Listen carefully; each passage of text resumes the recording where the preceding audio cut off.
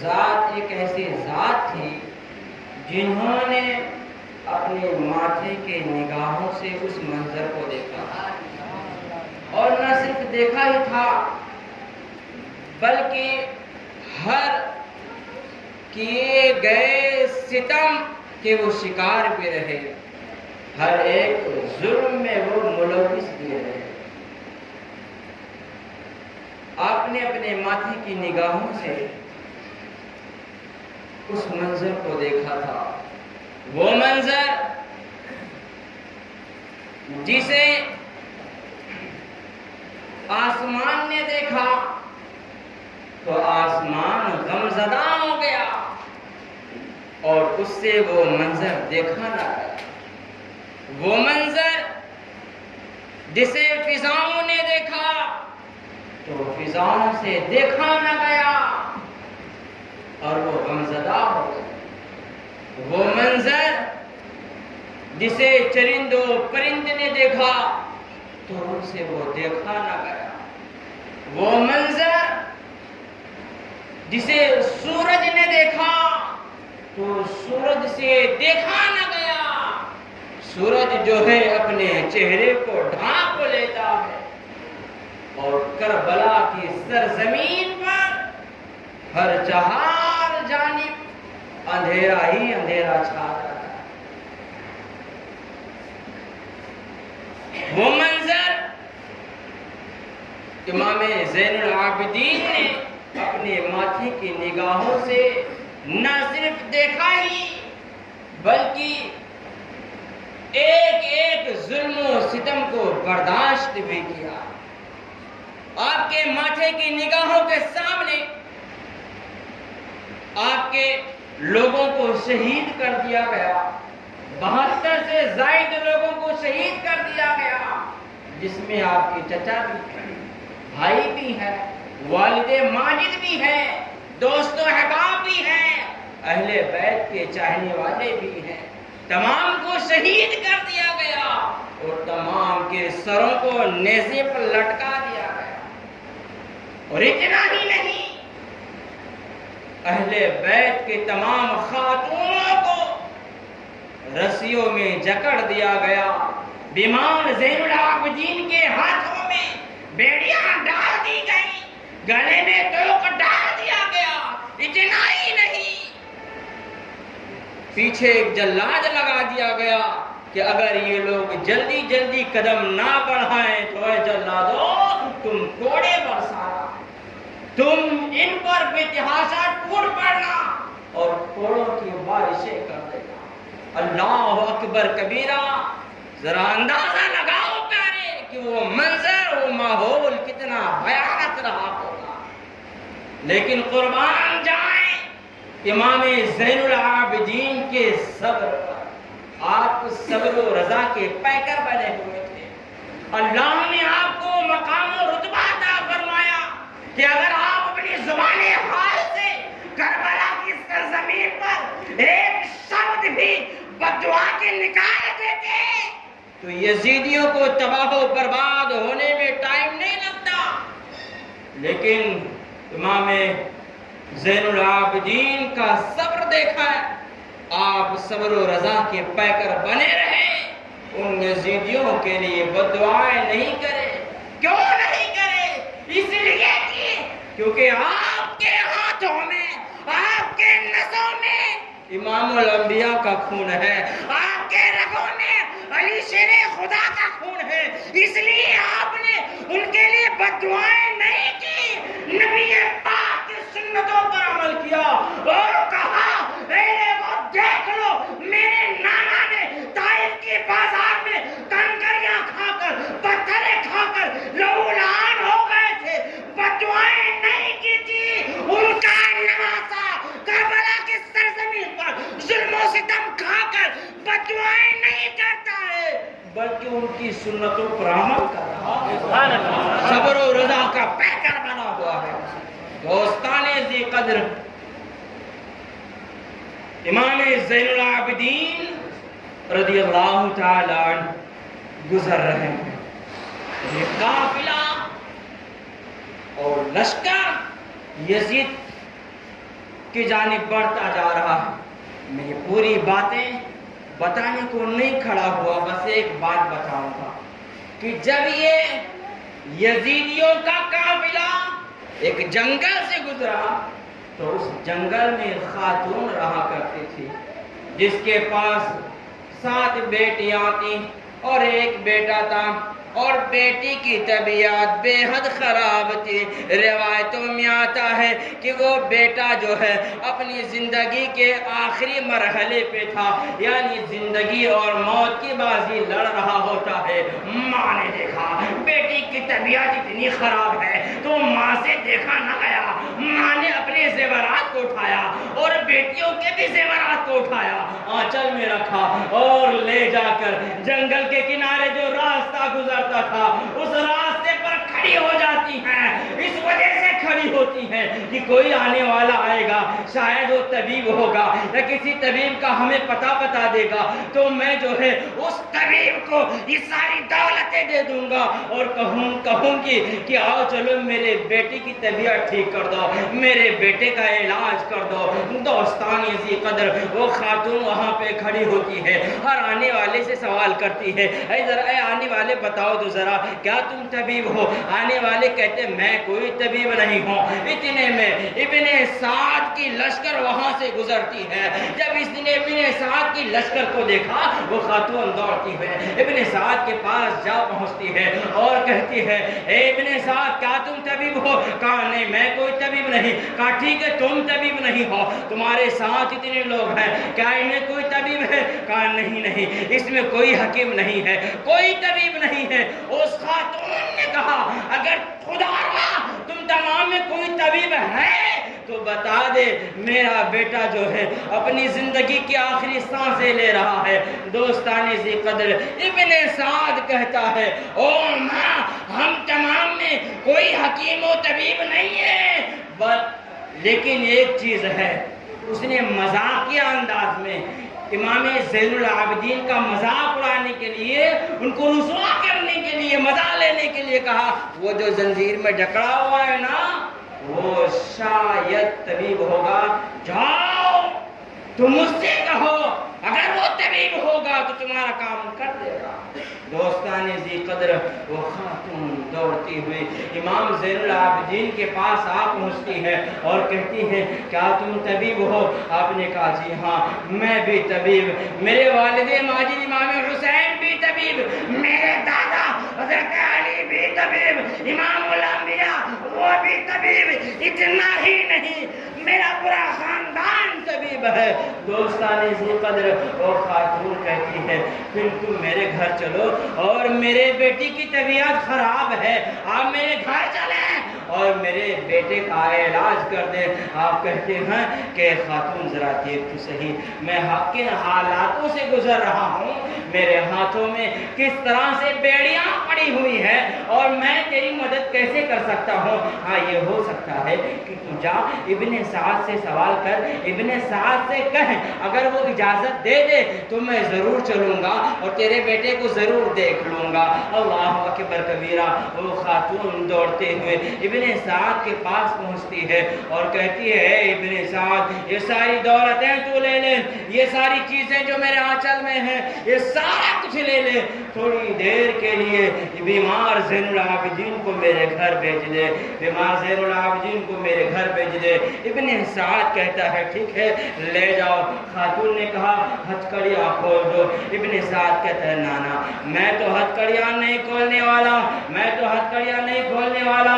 خاتون نے کہا اگر تم ہتھکڑی نہیں کھولو گے تو وہ جائیں گے کیسے؟ وہ ابن سعد کہتا ہے اے بیمار زین العابدین سن لو، تم بڑا کہتے ہو نا کہ اللہ تمہارے ساتھ ہے، تم بڑا کہتے ہو نا کہ رب کی رضا تم نے پالی ہے، تم بڑا کہتے ہو نا کہ تمہارے پاس اللہ کی رضا ہے، تمہارے پاس جو ہے بڑی طاقت ہے، تو تم اللہ کی رضا کو پکارو، اپنی طاقت دکھاؤ اور بیڑیاں خود سے کھول لو. اللہ اکبر کبیرہ.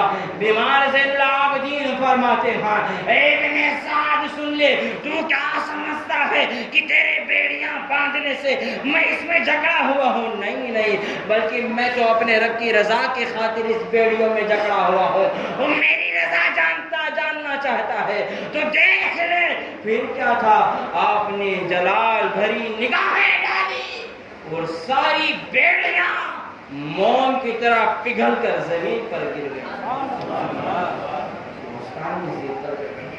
لیکن ان یزیدیوں کی نگاہوں پر طالت کی مار پڑ چکی تھی، ان کو حق و باطل کچھ نظر نہیں آتا تھا۔ کیفیت حضرت بیمار زین العابدین رضی اللہ تعالیٰ اس خاتون کے گھر پہنچتے ہیں تو بڑی بیٹی دروازے پر کھڑی ہوتی ہے اور کہتی ہے او ماں تم کسے لائی ہو؟ ماں نے کہا بیٹی میں تو طبیب لائی ہوں۔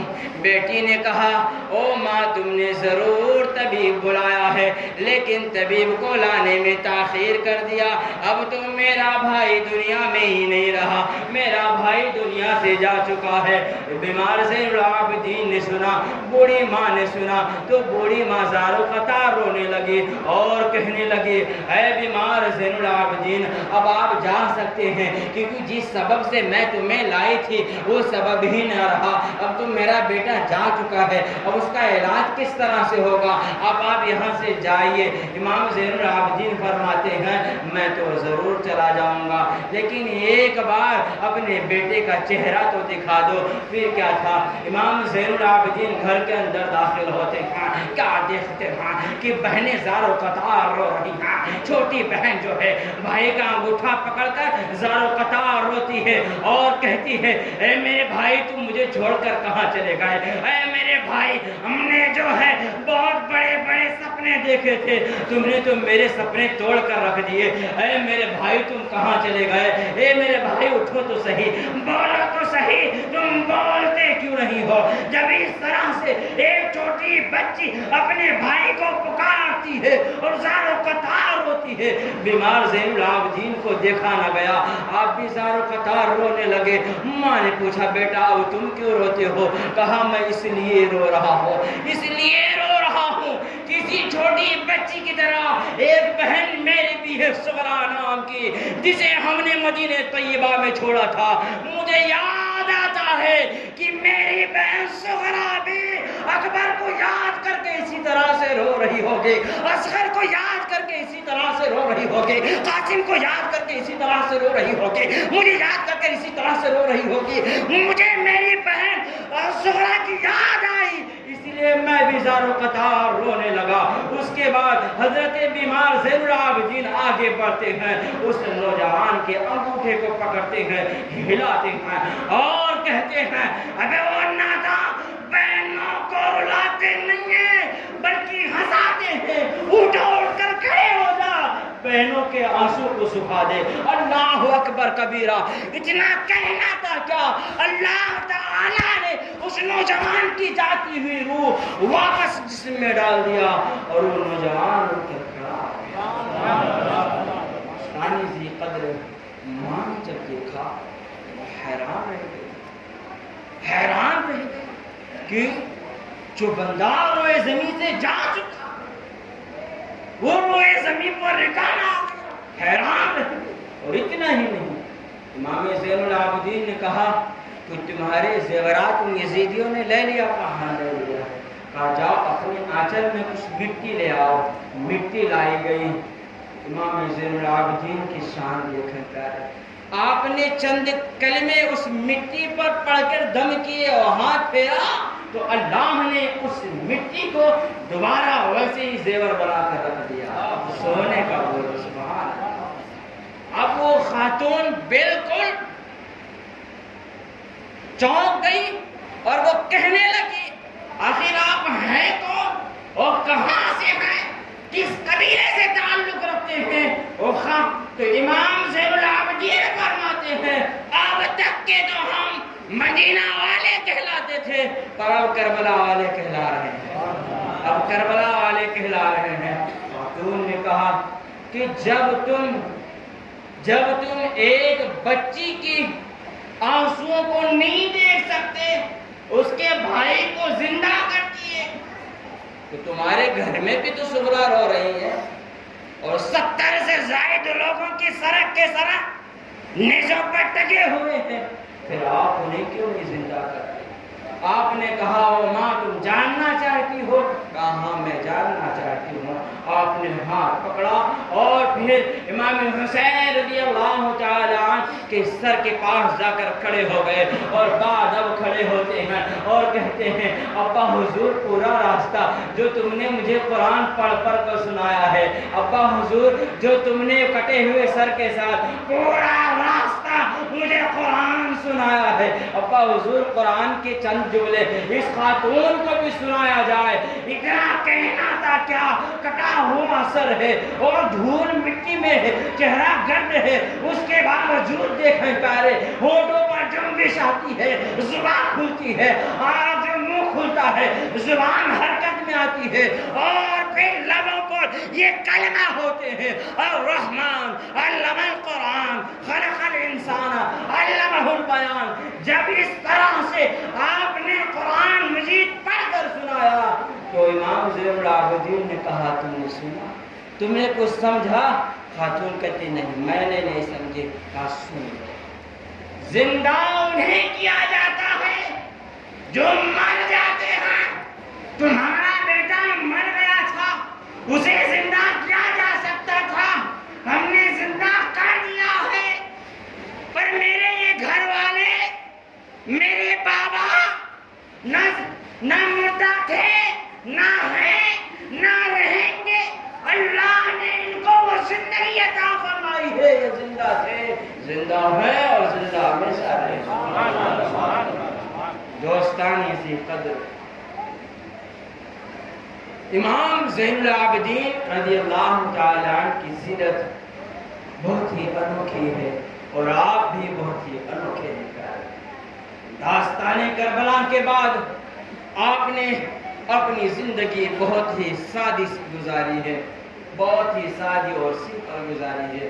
جب آپ کا انتقال ہوا اور غسال آئے اور آپ کو جو ہے چارپائی پر لٹا کر غسل دینا شروع کیے تو آپ کے کندھے پر ایک بہت بڑا نشان دیکھا گیا بلیک کلر کا، تو لوگ کشمکش میں پڑ گئے آخر یہ نشان کیسا ہے اور کیوں ہے؟ تو کچھ لوگوں نے کہا یہ شاید بوجھ ڈھوتے تھے، آٹوں کی گونیاں اٹھایا کرتے تھے، یہ ان گونیوں کے اٹھانے کے نشانات ہیں، یہ شاید یہ کام کیا کرتے تھے۔ پھر کیا تھا؟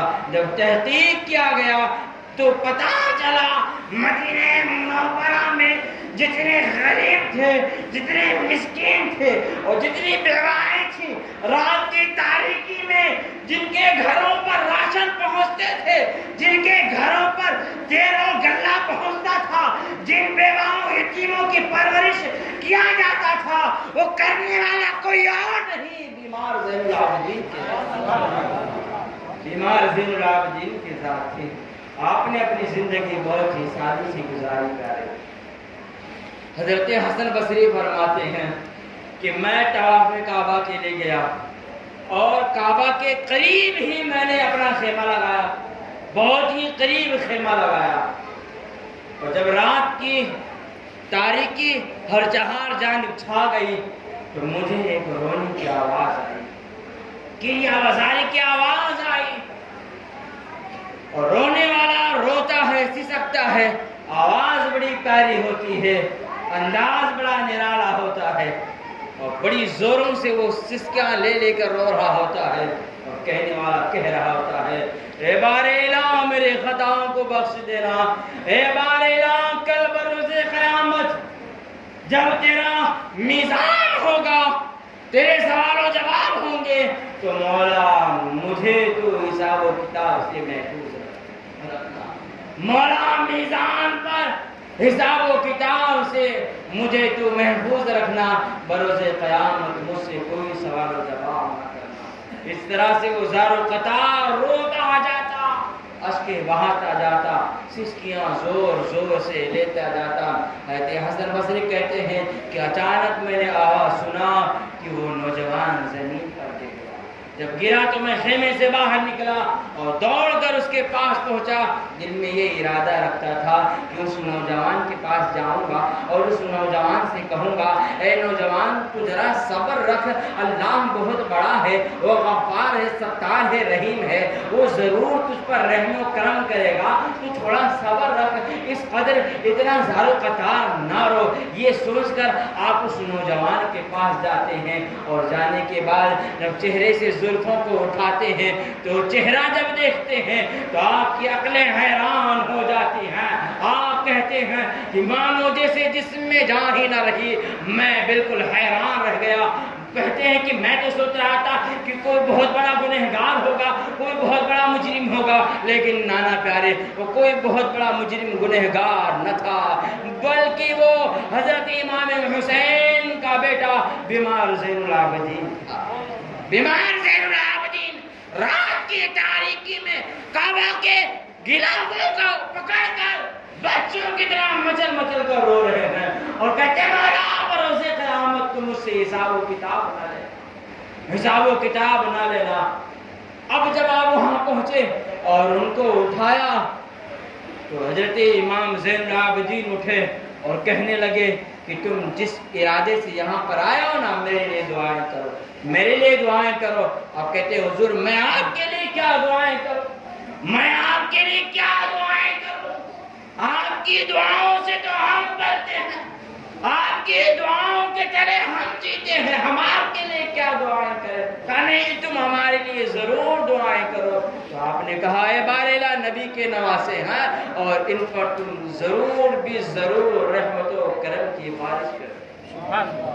دوستانے ذی قدر بیمار زین العابدین ہے، یہ کوئی معمولی ذات نہیں ہے پیارے، یہ وہ ذات ہیں جن کا نام سنتے ہی نبی پاک کی ذات یاد آتی ہے۔ امام زین العابدین کا نام سنتے ہی امام حسین کی ذات یاد آتی ہے۔ امام زین العابدین کا نام سنتے ہی حضرت عباس کے کٹے ہوئے بازو یاد آتے ہیں۔ امام زین العابدین کا نام سنتے ہی حضرت علی اصغر اور حضرت علی اکبر کی شہادت یاد آتی ہے۔ امام زین العابدین کی ذات سنتے ہی پورا کربلا کا منظر نگاہوں کے سامنے ہوتا ہے۔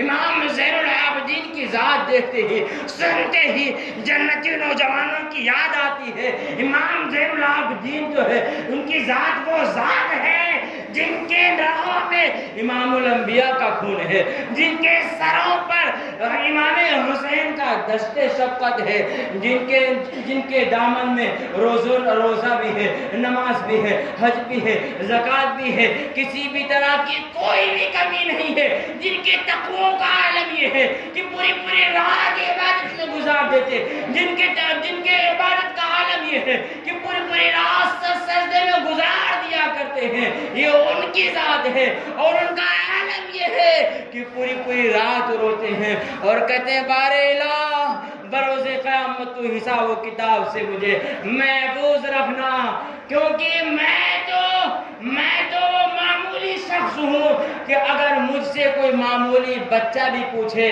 تو میں اسے بھی حساب و کتاب نہیں دے سکتا۔ اے بار الہ بروز قیامت اگر تو نے مجھ سے سوال کیا تو میں تیرے سوالوں کا جواب کیسے دے سکوں گا؟ یارو یہ امام زین العابدین کی ذات ہے جن کے دامن نیکیوں سے بھرے پڑے ہوئے ہیں۔ جب یہ اتنا زار و قطار روتے ہیں تو ہم اور آپ کس کھیت کی مولی ہیں پیارے؟